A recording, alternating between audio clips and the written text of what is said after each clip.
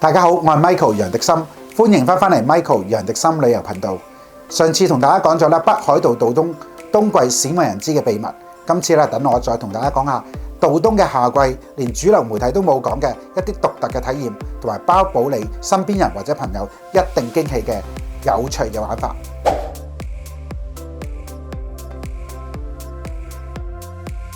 上次我同我太太咧就去咗東北海道啦。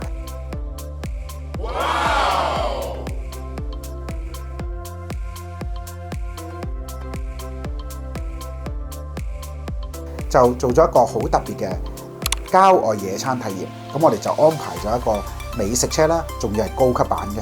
咁個美食車咧入邊有一個主廚啦，咁就跟住我哋去到郊野公園啦，跟住咧就幫我哋咧就安排一個野餐啦。咁有幾咁特別下咧，就係話我哋去到當地咧，佢哋會 set up 咗2個帳篷俾我哋啦，其中一個帳篷咧就放我哋休息嘅，第2個帳篷咧就放我哋食飯嘅。咁啊 set up 咗啲餐台啦，仲有啲好高級嘅餐具。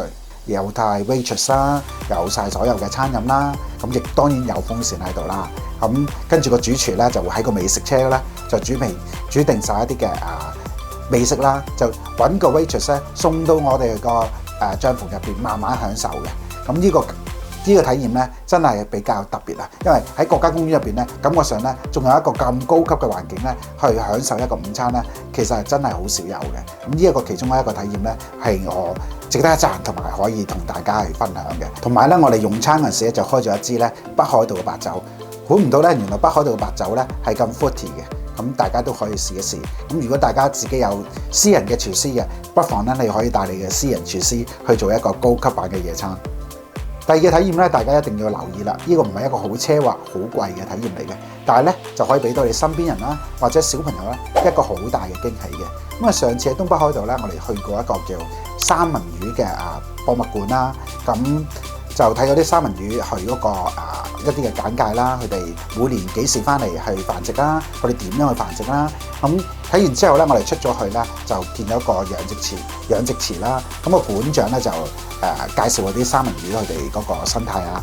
咁其中咧個館長咧就叫咗我哋咧嘗試咧擺個手落去餵個三文魚啦。其實我知道呢個過程咧係有乜嘢驚喜嘅，咁我就扮唔知啦。咁我就叫我老婆試一試，擺隻手落去玩下啦。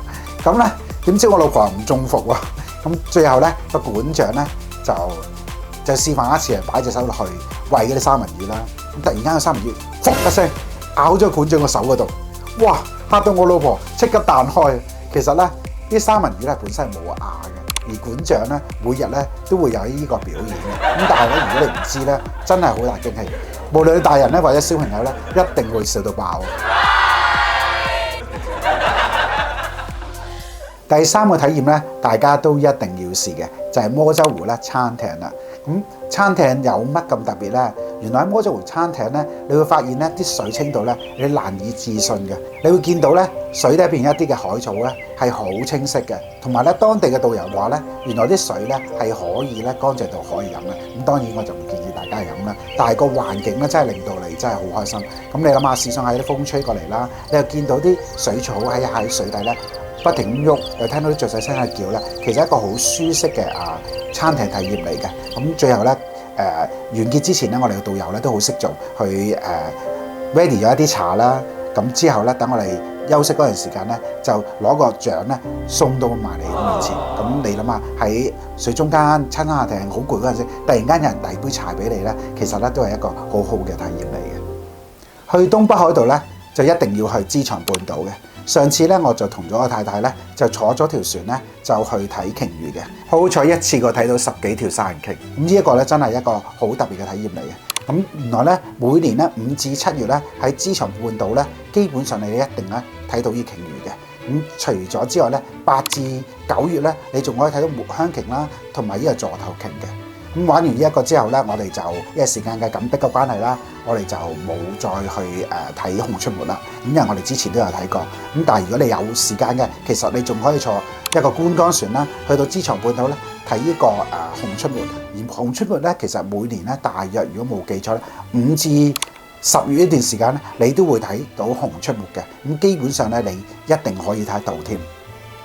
去到北海道，梗係離唔開食同埋住啲溫泉旅館啦。咁最後一個體驗咧，就反而咧我就建議大家可以試一試一啲木屋嘅郊區酒店。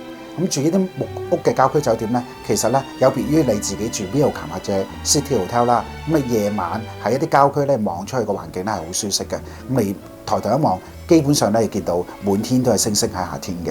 咁除此之外，你仲可以揾啲導遊咧帶你去咧夜晚去揾一啲野生動物，譬如去揾狐狸啦、揾貓頭鷹啦，其實都係一個比較另類嘅夏天嘅體驗嚟嘅。